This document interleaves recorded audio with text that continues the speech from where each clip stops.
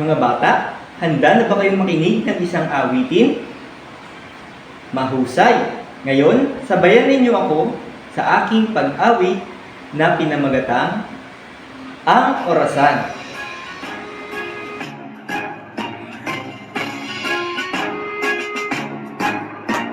Tingnan natin ang orasan.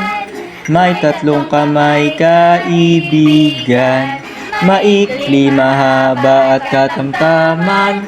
Yan ang bahagi ng orasan.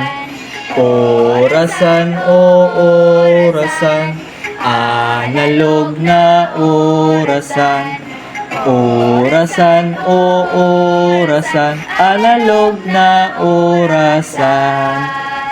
Tingnan natin ang orasan. May tatlong kamay kaibigan. Maikli, mahaba at katamtaman. Yan ang bahagi ng orasan.